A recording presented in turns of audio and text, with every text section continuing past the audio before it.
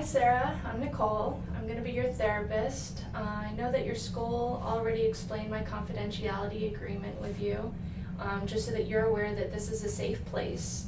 Anything you say here, it's not going to be shared with your parents, your friends, or anyone else. The only three exceptions would be one, if you told me about a child who is being harmed that you were aware of. The second is if I was court ordered to, for some reason, hand over your files. But if that were the case, I would call you first and let you know what was going on. And then the last scenario would be if you had thoughts about hurting yourself or someone else. Again, like I wouldn't be jumping to conclusions. We would discuss it and see, what steps we needed to take. And if you ever needed to be hospitalized for some reason, I would also talk with you first. And we would be, I want to be as transparent with you as possible, so that you can feel like this is a safe place. All right, do you understand everything that I've just told you? Yeah, I guess. Do you have any questions or anything for me? Nah. Okay. Well, do you want to maybe tell me a little bit about why you're here or why you think you're here? Didn't you read the form? Well, your school gave me a little bit of information, but maybe you can just tell me a little bit from your perspective. Do you think you need to be here? I don't see what I did wrong. My grades are fine. I don't get it. I don't know what's going on. Well, this isn't a matter of that you've done anything wrong, okay? I just want you to understand that this is just a safe place so that you can talk if there's anything going on with you. How I know that you've just moved here, is that right? Yeah. And how are you fitting in at your new school? The kids at school, they already have all their friends. They don't need any more friends, so I kind of stick by myself most of the time. And do you feel that is your choice, or would you like to be involved with the other groups of kids? I don't know. I'm busy anyway. I do my schoolwork and I have to take care of my siblings all the time, so I don't know. That sounds like that's a lot, especially after just moving here. How do you feel about all this? Do you feel that there's any pressure on you, or? I don't know. Maybe sometimes. My parents are always really busy and they're just kind of stuck doing, I guess, their job with my sisters. Well, it sounds like, that you're pretty lonely and that you've got a lot on your shoulders. I mean, that would be a difficult place to be. Do you feel like there's anything that you want to talk about? I don't know. I mean, I'm here, I guess, right? That's a good step, yes. I just don't know why my parents brought me here. I mean, I thought I was doing what I was supposed to be doing. So I hear you saying that you are feeling that your parents are disappointed and that's why they're sending you here. Is that correct?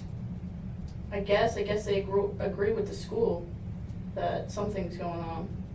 Do you think that this is that they're trying to help you, or this is a punishment? I don't know. I think one of the teachers saw my arm once or something and they jumped to conclusions and I don't know. They think something's going on. Do you think something's going on? I mean, it's not a big deal. I've cut myself once or twice, but it's just kind of a relief, I'm not trying to kill myself or anything. It's not that big of a deal. Right. And you feel like this is the only way that you can really get relief? Well, all my friends are back home, and I don't really have anyone to talk to here. I'm not going to talk to my little sisters, and my parents aren't around. They don't care, so. And so I hear you saying that this is how you take care of yourself, it's actually helpful to you rather than harmful.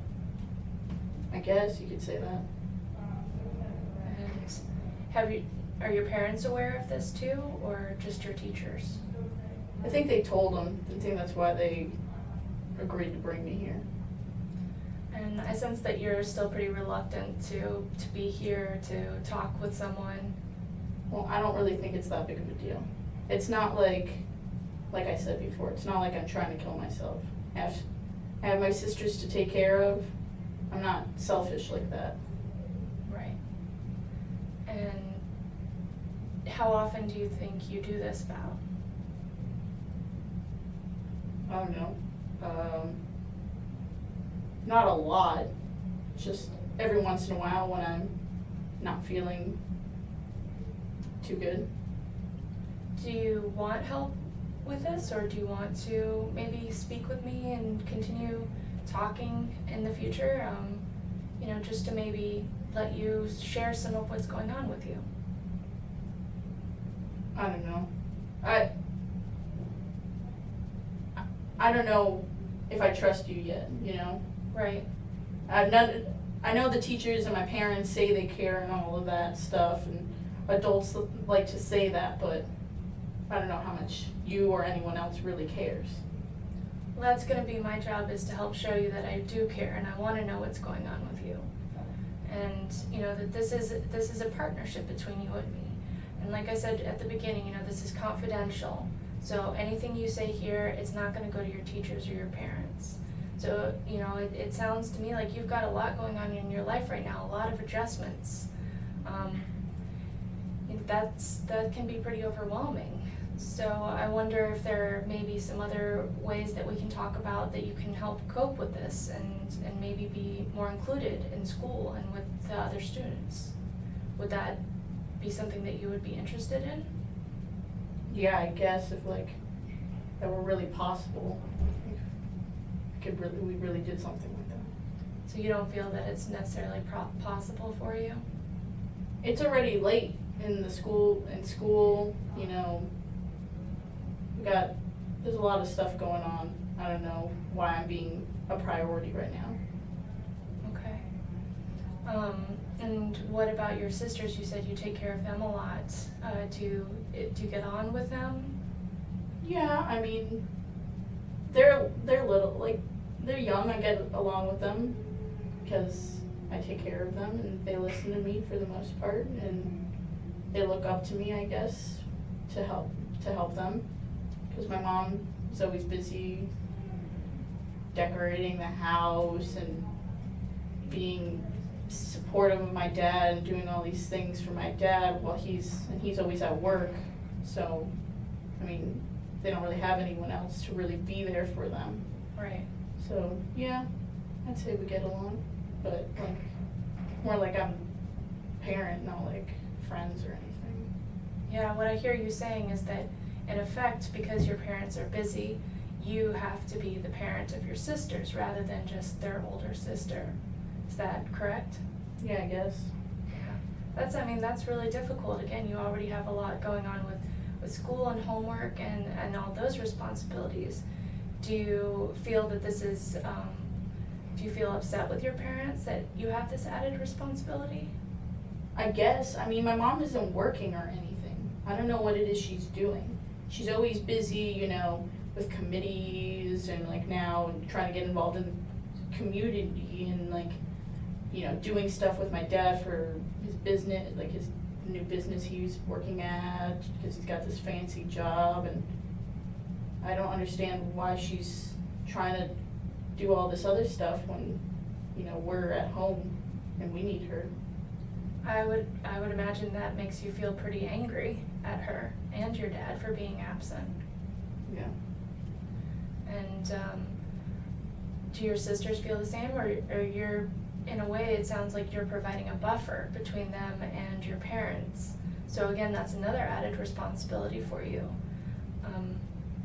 Do you think that this is part of maybe why you seek relief by cutting? Yeah, I mean, I guess. I guess it does get lonely not having anyone to talk to. So, I don't know. I guess it's just something I do. I don't know why so much. That's really difficult to be that lonely and have so much on your shoulders. Yeah, I guess.